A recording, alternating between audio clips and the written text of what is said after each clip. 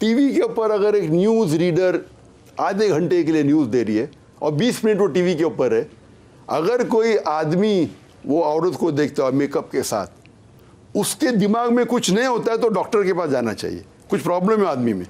आप लड़की को 20 मिनट तक देखिए, आपके दिल में हलचल नहीं होती है, मतलब आप मेडिकली बीमार है मेरे हिसाब से। वो अलग बात है, इतनी हलचल होती है, आपको आदत हो गई तो हलचल कम होती है, उसका मतलब नहीं क्या है, हलचल होना ही चाहिए। नहीं है तो आपको साइकेट्रिस्ट के पास जाना चाहिए, कुछ तो बीमारी आपके पास है। अभी वो फिर फंस गए हैं जाकिर नाइक साहब। उन्होंने कहा कि जो किसी औरत को मतलब बैठे उसके सामने थोड़ी देर बैठा रहे, उसको कोई महसूस न हो तो उसको इलाज कराना चाहिए। अब लोगों ने कहा देखे ना मौलवी कितना हिर्स व हविस का बंदा है।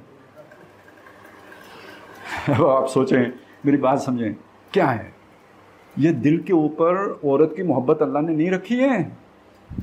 झूठा है जो कहता है नहीं है, या झूठा है या सचमुच परवर्ट हो गया है, वो मशीन रह गई है, इंसान नहीं रहा है।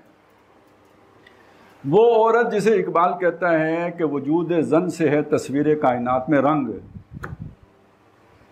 वो कि जिसे देखकर गालिब को के चेहरे पे रोशनी आ जाए, वो रौनक आ जाए, उनके देखे से जो चेहरे पे आ जाती है रौनक, वो समझते हैं बीमार का हाल अच्छा है। बीमार साहब को रौनक आ गई है, मरने वाले को भी रौनक आ जाए जिसे देखकर।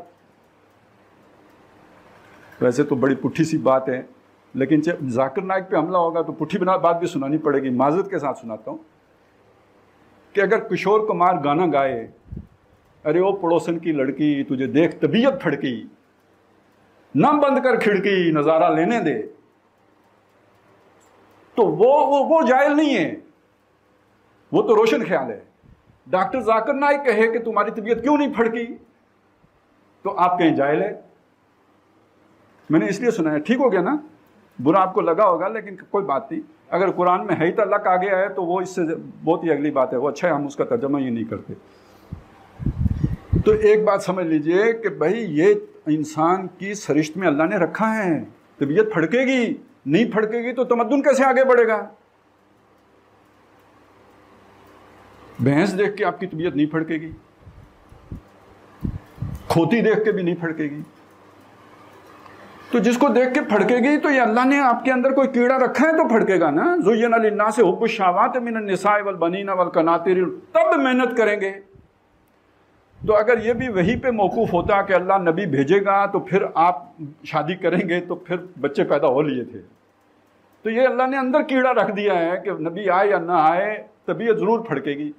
अब अगर किसी की नहीं फड़ रही तो कोई ना कोई तो उसका फंक्शन जो है ना वो उसको जंग लग गया है। ये बस इतनी सारी बात है जो जाकिर नाइक ने की। अंग्रेजी में कहता सारी ठीक हो जाती, अगर मैं उर्दू ज़रा उनकी कमज़ोर है तो इसलिए वो गड़बड़ हो गई, तो मैंने उसका पाड़ा निकाला है, तलाफ़ी की है।